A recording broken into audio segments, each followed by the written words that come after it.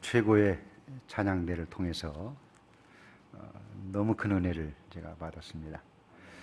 이미 여러분들이 예배를 통해 또 기도를 통해 그리고 찬양을 통해서 우리 마음속에 채워질 은혜는 이미 하나님의 은혜로 가득 채워진 것 같습니다. 저도 앉아서 찬양을 들으면서 굉장한 찬양입니다. 송라제일교회 이 찬양대가 전 세계 거를 모아서 마음속에 너무 큰 은혜가 되었고, 아까 우리 장로님 기도하시면서 역시 저 교직에 계시는 분은 다르구나. 오늘 한글날이잖아요. 사람들이 열심히 놀러 가는데 제가 그 기도를 드리면서 한글은 세계에서 가장 우수한 글이다. 여러분, 태국 사람들은 그 자음 모음을 평생을 살면서도 자음 모음 성조를 제대로 쓰는 사람이 많지 않습니다. 근데 우리 한국 분들은 기역 니은 디귿 리을 이거 못 쓰는 분이 거의 없어요. 그런데 자음 모음이 그렇게 많아도 태국 말로는 표현되지 않는 게 너무 많아요. 태국 사람들은 V 발음이 안 됩니다. V. 그래서 우리는 세븐일레븐 한번 해보세요. 그럼 다 해요. 세븐일레븐. 그런데 이 사람들은 세븐일레븐 발음을 못 해요. 그래서 세븐일레븐 V 발음이 안 되니까 빅토리 발음이 안 돼. 빅토리. 그래서 빅토리 그래. 빅토리. 이분들은 또 리을 발음을 못 합니다. 서울 그걸 못 해요. 그래서 어디서 왔습니까? 그러면 서울에서 왔어요. 그러면 서울이라는 발음을 울자 발음을 못 해. 서운. 그래서 이게 센트럴 페스티벌. 우리는 그냥 센트럴 페스티벌 하잖아요. 그런데 센트럴 페스티벌 이게 굉장히 어려워요.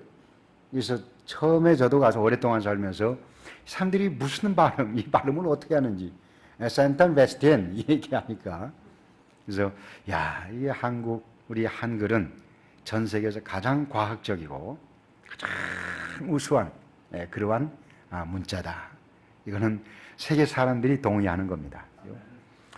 그리고 태국 분들을 모시고 와서 옛날에 우리 포항대학의 그 식당 우리 권사님 그 식사 대접을 잘 받았는데, 그런데 이분들은 한국의 음식을 먹을 때 밥이 있고 국이 있고 반찬이 있고 숟갈 젓갈을 넣고 보면서 이 사람들이 마음에 기가 죽어요.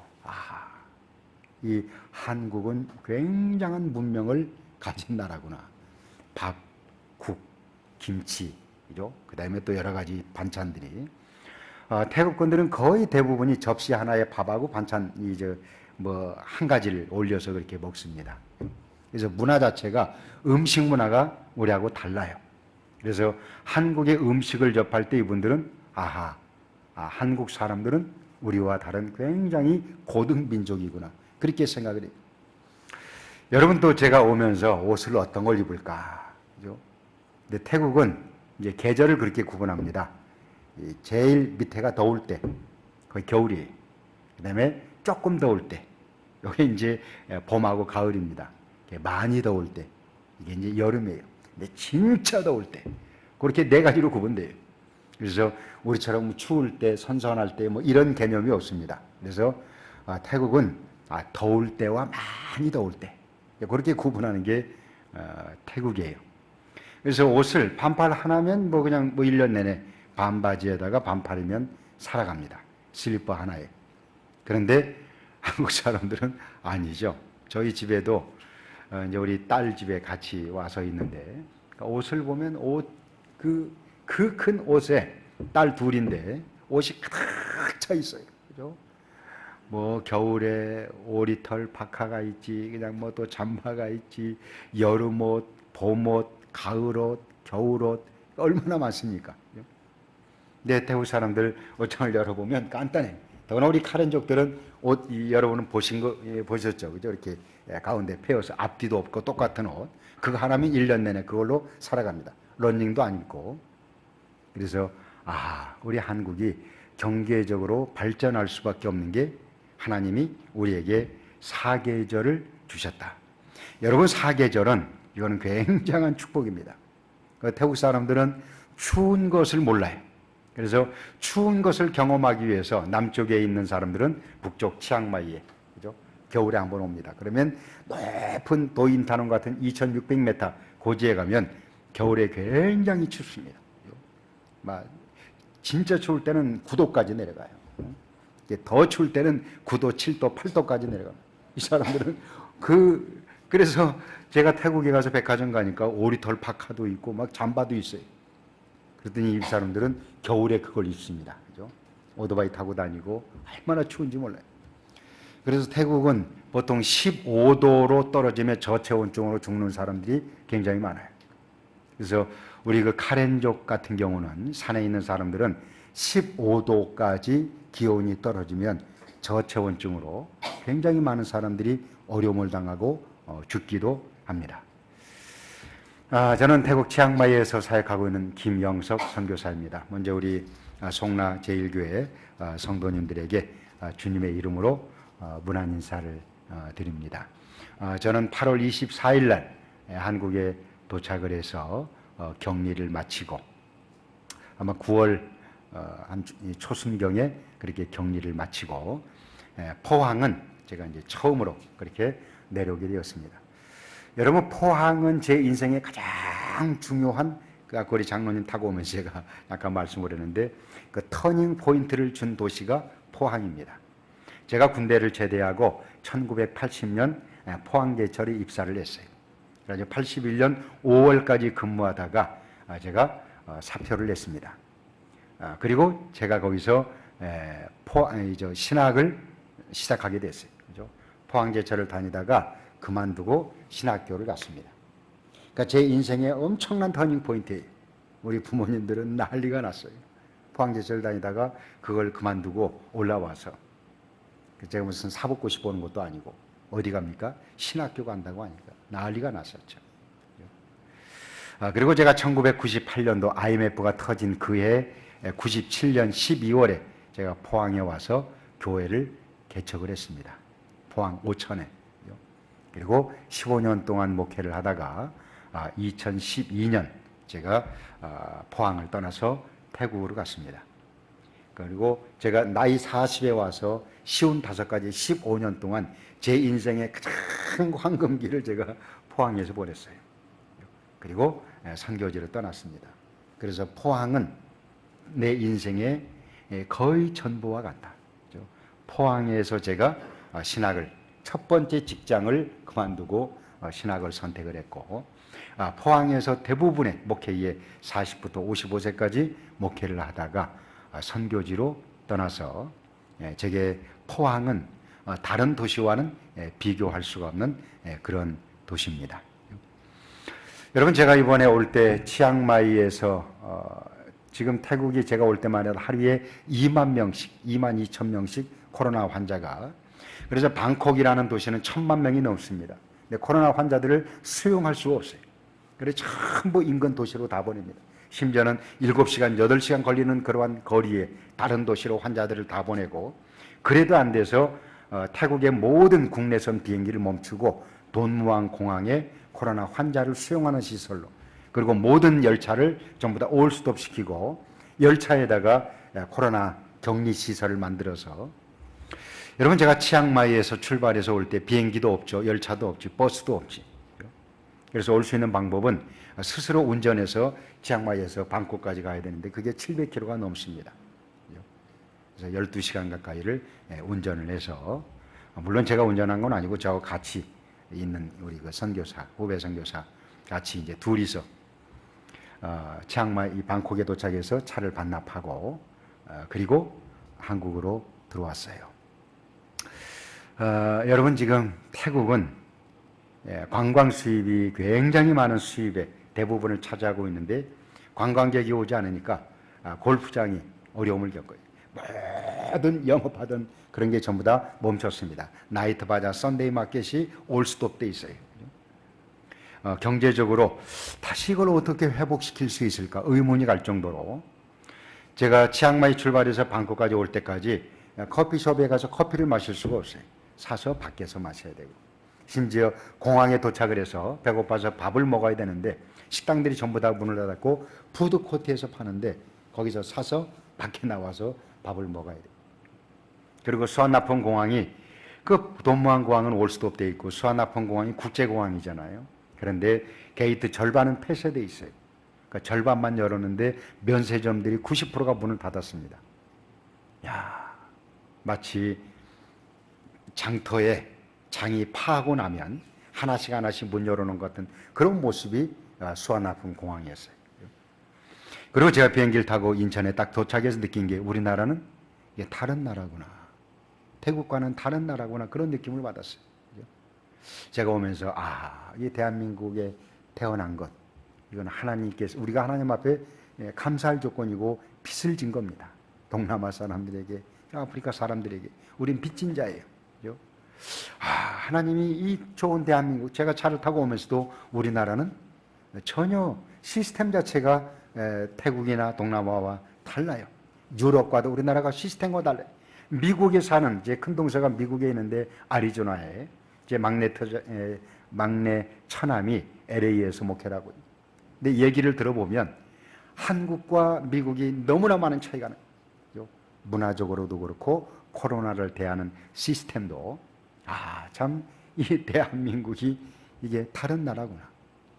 여러분 태국 사람들이 기억하는 한국 그러면 세계에서 가장 가난한 나라였어요. 남북 자기들끼리 전쟁이 일어나서 수많은 사람이 죽고 그래서 태국에서 군대를 보내서 파병을 해서 6.25 전쟁 때 우리를 도왔던 나라예요. 전쟁 끝나고 먹을 것이 없어서 너무 가난하고 어려울 때 알람이 쌀을 우리에게 보내줬습니다. 우리에게 너무 고마웠고 감사한 나라죠. 이 사람들이 생각하는 한국은 가난한 나라, 못 사는 나라. 자기들끼리 싸워 수많은 사람이 죽었어. 다시 일어설 수 없는 나라. 이게 태국 사람들이 생각하던 한국이었습니다. 그런데 불과 몇 년 만입니까? 5, 60년 만에 한국은 세계에서 가장 잘 사는 나라 중에 하나로 세계 경제 10위국의 이러한 나라로 세워지게 되었어요. 제가 갈 때만 해도 백화점에 전부 일본 소니, 미쓰비시 이런 것들이 전부 다 메인 자리에 차지하고 있었어요. 그런데 지금은 가장 좋은 자리 맨 앞에 삼성이 있습니다. 모든 백화점에 삼성이 제일 앞에 있어요. 바로 그 옆에 LG가 있습니다. 그리고 파나소닉, 소니 이런 것은 전부 뒤로 밀려서 부도나고 망하고 제가 보면서 우리 한국이라는 나라가 하나님의 은혜예요. 어떻게 세계에서 가장 가난한 나라였던 그런 나라가 불과 60년 만에 70년 만에 세계 경제 10위국으로 발돋움할 수 있었나? 인간의 힘으로는 불가능합니다. 하나님께서 우리에게 사계절을 주셨고 공장이 살아나게 하시고 그죠? 옷을 넥타이를 수많은 것을 만드니까 그걸 사 입고 백화점이 살고 공장이 살고 우리가 살고 우리가 일할 곳이 있고 그죠? 이제 그런 시스템 자체가 우리나라가 경제 대국으로 세워질 수밖에 없는 그런 조건들을 우리가 갖췄다. 이것도 하나님의 은혜인 줄 압니다. 여러분 태국에 하루에 2만 명씩 그런데 미얀마는 이번에 우리 송라제일교회에서 우리 너무 감동을 했어요. 우리에 있는 현지 지도자들도 그리고 이미 우리 태국 지도자들이 포항에 와 보았기 때문에 포항을 잘 압니다.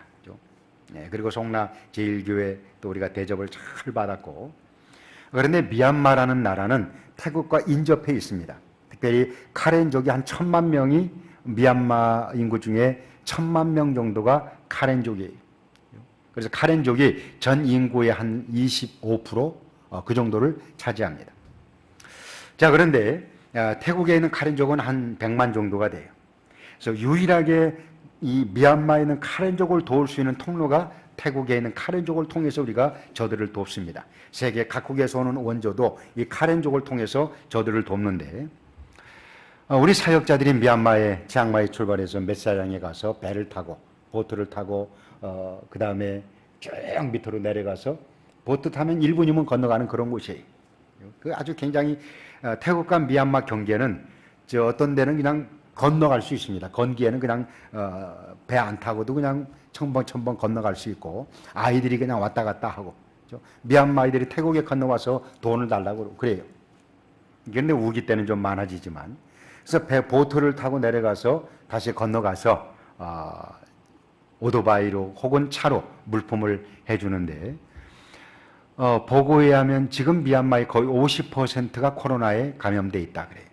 그런데 여러분 50%에 걸렸다는 것은 코로나에 걸려서 스스로 살아남지 못하면 죽을 수밖에 없는 거예요.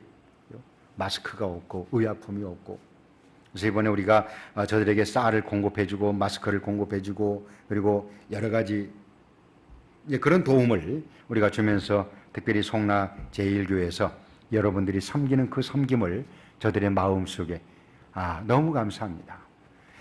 태국 사람들이 생각하는 한국, 미얀마에 생각하는 한국은 가난하고 어려웠던 이런 나라인데 그 나라에서 우리의 어려운 사정을 알고 이렇게 우리에게 쌀을 공급해주고 마스크를 도와주고 텐트를 공급해주고 너무 고맙고 감사합니다.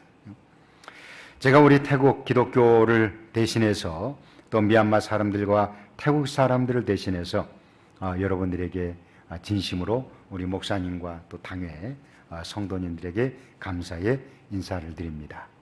여러분, 한 생명은 천하보다 소중하다고 그랬습니다. 그런데 그 수많은 생명들이 여러분이 정성껏 모아서 보낸 그걸 통해서 쌀을 사고 소금을 사서 보내고 의약품을 사서 보내고 그리고 텐트를 사서 산에다가 텐트를 치고 그 밑에 들어가서 굴을 파고 위에는 텐트를 치고 이렇게 살아가요. 비행기 공습하면 그 피해서 산으로 올라가고 지금 대부분의 마을들이 비행기 공습으로 인해서 가련용들 마을들이 폐허가 되었습니다. 그래서 산에다가 땅굴을 밑에 파고 위에는 그 텐트를 덮어서 그렇게 살아가요.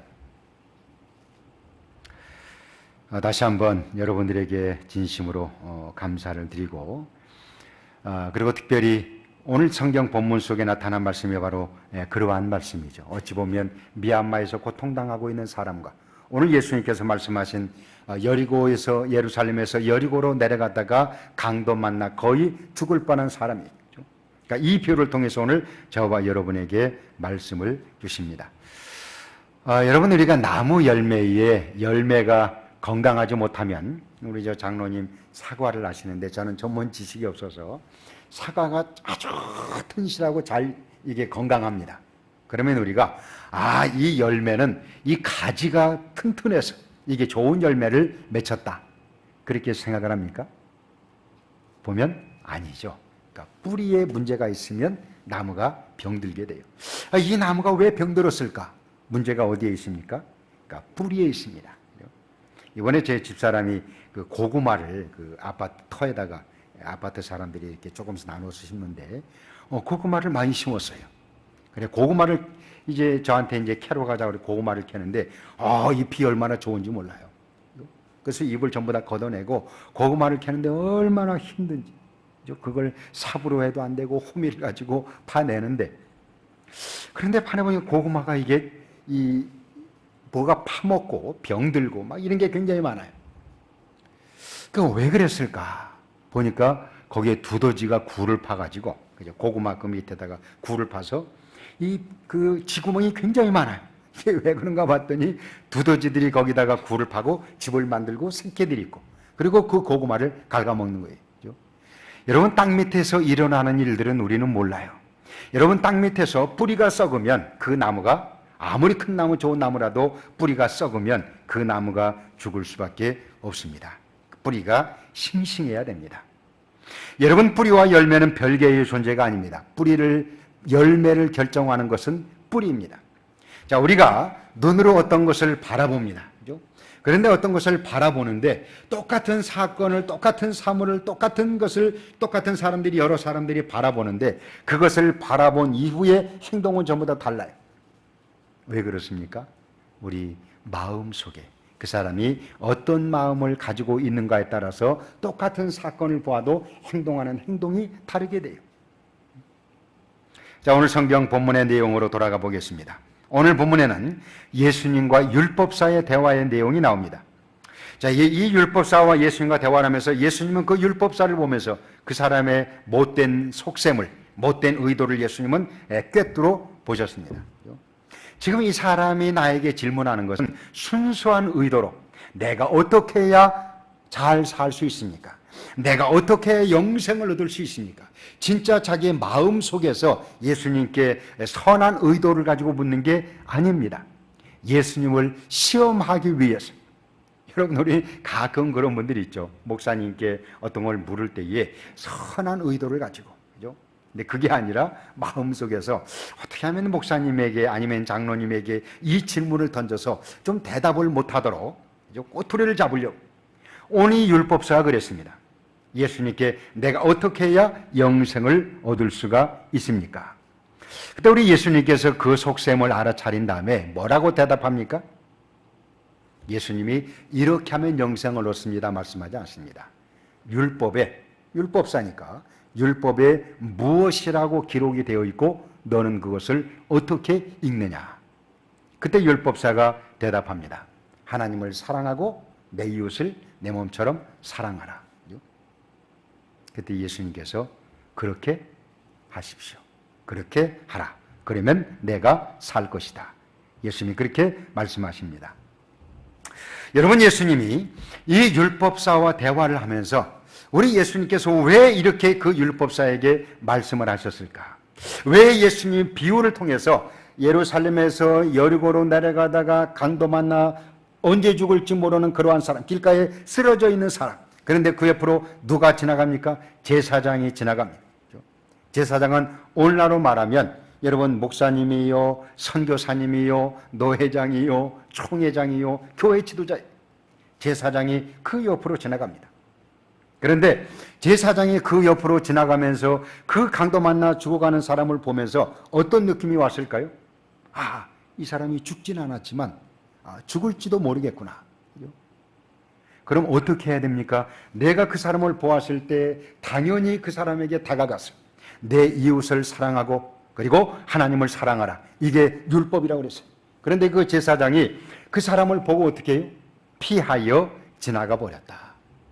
여러분, 메시지 성경에 보니까 이렇게 기록이 되어 있습니다. 다행히 제사장이 같은 길로 가고 있었다. 여러분, 이 성경을 기록할 때에 다행히 제사장이 그 길로 가고 있었다. 그 의도가 뭡니까? 이제 강도 만나 쓰러져 죽어가는 사람, 제사장이 절대 그 사람을 그냥 지나쳐가지 않을 것이다. 그게 내포되어 있는 겁니다. 그러나 성경은 계속해서 이렇게 말합니다. 그러나 그는 다친 사람을 보고는 방향을 바꿔서 다른 쪽으로 비켜갔다. 여러분, 제사장의 시선이 강도 만나 신음하고 있는 사람을 보았을 때에 그는 방향을 바꿔서 다른 길로 비켜가 버렸다는 겁니다. 여러분, 예수님께서 율법사와 대화할 때 거기에는 많은 지도자들도 있었고 많은 사람들이 모여 있었습니다. 여러분, 이 사람들이 예수님의 그 얘기를 들었을 때 굉장히 마음이 불편했을 거예요. 그런데 예수님은 두 번째로 계속해서 이렇게 말합니다. 두 번째, 경건한 레위 사람이 나타났다. 그러나 그 역시 부상당한 사람을 피해서 가버렸다. 그렇죠? 여러분, 제사장과 레위인은 종교 전문가들입니다. 태어나서부터 그 유대교회 심취해 있고 유대교를 연구하는 사람이고 율법을 잘 아는 사람이고 제사를 집례하는 사람이 성전에서 일을 보는 사람입니다. 그런데 그 두 부류의 사람이 강도 만난 사람을 보고 그냥 지나가 버렸다. 그렇게 얘기합니다. 그런데 세 번째 부류의 사람이 등장합니다. 누굽니까? 사마리아 사람입니다. 여러분은 이 강도 만난 사람이 아마 의식이 아직 완전히 죽진 않은 거기 때문에 의식이 있었을 거예요. 근데 제사장이 왔을 때 희망을 가졌을 거예요. 야, 제사장이 오는구나. 그런데 그가 피하여 지나가 버렸습니다. 두 번째, 레위 사람이 자기에게 다가옵니다. 근데 그 레위 사람도 마찬가지로 강도 만난 사람은 저 사람은 절대 나를 그냥 지나쳐 가지 않을 것이다. 그렇게 생각했는데 그 사람도 그냥 지나쳐 가버리고 말았어요. 그런데 세 번째, 누가 옵니까? 사마리아 사람이 걸어옵니다. 여러분, 사마리아 사람과 남쪽 유대 사람은 우리나라 북한과 남한과 같은 존재죠. 여러분, 우리가 북한 그리고 북한에서 남한 이 관계가 한 민족임에도 불구하고 원수처럼 되어 있는 그러한 사이. 여러분, 사마리아 사람도 마찬가지. 그 한 같은 나라였지만 이 남한국 유대와 북이스라엘이 나눠졌어. 원수처럼 그렇게 지내는 그 사마리아 사람이 다가올 때에 여러분이 강도 만나 쓰러지는 사람은 기대를 접었을 겁니다. 저 사람은 그냥 나를 지나쳐서 가버릴 것이다. 그런데 이 사마리아 사람이 강도 만난 사람을 보았을 때 그는 그냥 그 사람에게 걸어갔습니다. 다가갔습니다. 그리고 정성껏 치료해주고 그리고 어떻게 했습니까? 자기 나귀에 태워서 주막에 데리고 가서 밤새도록 그 강도 만나 신음한 사람을 정성껏 치료해주고 자기 일정 때문에 그 다음날 떠나면서 여관 주인에게 혹시 이 사람 보살펴 주다가 더 들어가는 비용이 있다면 내가 여행 갔다 돌아오는 길에 그것을 갚겠습니다. 그리고 떠나갔습니다. 자, 우리 예수님이 묻습니다. 제사장과 레위 사람, 사마리아 사람. 그 질문했던 율법사에게 당신은 이 세 사람 중에 누가 강도 만난 사람의 이웃이 되겠느냐? 그때 율법사가 어떻게 대답을 합니까? 사마리아 사람입니다. 그렇게 대답합니까? 아니에요. 차마 그렇게 대답할 수가 없어요. 사마리아 사람이라는 것을 입에 담을 수가 없어요. 그래서 뭐라고 대답합니까? 자비를 베푼 사람입니다. 그때 우리 예수님은 이렇게 말씀하십니다. 가서 너도 이와 같이 하라. 여러분, 우리가 기독교, 아까 우리 그 찬양을 들으면서도 하나님이 어떤 분이에요? 세상의 군왕들도, 세상의 철학가도, 아무리 위대한 사람들도 하나님과 비교하면 티끌과도 같은 그러한 존재예요. 그런데 여러분, 우리가 내 권세를 자랑할 수 있습니까? 내가 왕임을 자랑할 수 있습니까? 그 어떤 것도 하나님 앞에서는 아무 존재도 아닙니다. 여러분, 우리는 하나님께 창조하신 피조물이에요. 여러분, 우리 기독교, 이것은 세계에는 수많은 종교가 있어요. 어제 시간이 다 돼서 그냥 지나가야 되겠습니다. 이 비유를 들려고 했는데, 여러분, 우리가 본질을 떠나버린 신앙은 무신론보다 더 무섭고 악합니다. 여러분, 우리가 기독교가 신앙의 본질을 벗어버렸을 때, 유대교가 신앙의 본질을 벗어났을 때에 여러분, 하나님께서는 그 유대교에서 하나님의 이 유대교를 하나님이 걷어가 버렸어요. 여러분, 소아시아 7교회가 기독교라는 이름으로, 그리스도교라는 이름으로 가지고 있었지만, 그러나 그들이 본질을 떠나버렸을 때에 하나님은 그로부터 떠나버리셨습니다. 여러분, 이런 사람들에게서 하나님은 하나님의 손을 거두어 버리신다는 겁니다. 여러분, 한국 교회도, 여러분, 우리가 한국 교회가 25%를 자랑했어요. 근데 제가 10월 첫째 주에 인천 동춘교회 2부, 3부, 4부 설교를 하는데 거긴 1,500석이에요.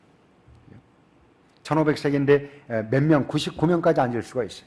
그래서 큰 의자에 한 명 앉고 저쪽에 한 명, 1,500석에 90명이니까. 그리고 지난 수요일엔 제가 방림교회를 갔다 왔는데 목사님들이 하는 얘기가 그거예요. 선교사님, 이제 1부, 2부, 3부, 4부, 5부가 있는데 자리가 텅텅 비어도 그 인원도 안 찹니다. 그러는 거예요. 100명 앉을 수 있는데 그 넓은 자리에, 그런데 100명도 안 옵니다, 이제. 그러면 집에서 나머지가 다 예배 드립니까? 유튜브에 보면 3,000명 되는 교인인데 유튜브 조회수를 보면 아니에요.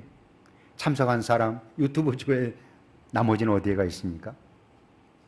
교회를 떠나버린 사람들, 예배를 벗어나버린 사람들이 얼마나 많은지 모릅니다. 여러분, 사람들은 늘 높은 것, 화려한 것, 좋은 것, 1등, 명품 이런 것을 좋아합니다.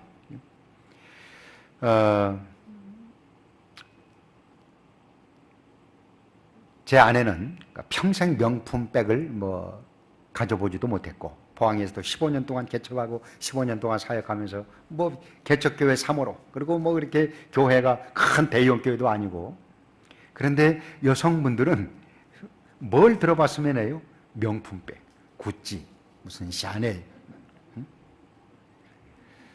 남자들은 가방 아무거나, 그냥 저도 가방 아무거나 들고 다닙니다. 천으로 만든 거건 어떨 땐 까만 비닐봉지에다 뭘 들고 가고, 그죠? 근데 우리 딸들이 보고 제 아내가 보고 제발 그렇게 구질구질하게 그런 거 들고 다니지 말래. 목사가 양복 입고 까만 비닐봉지에다 뭘 들고 다니는. 여러분, 사람들은 1등을 화려하게 생각해요. 명문대 가면 당신 축복받았습니다, 그래요. 그런데 저 지방대 가면 그런 말을 하지 않습니다.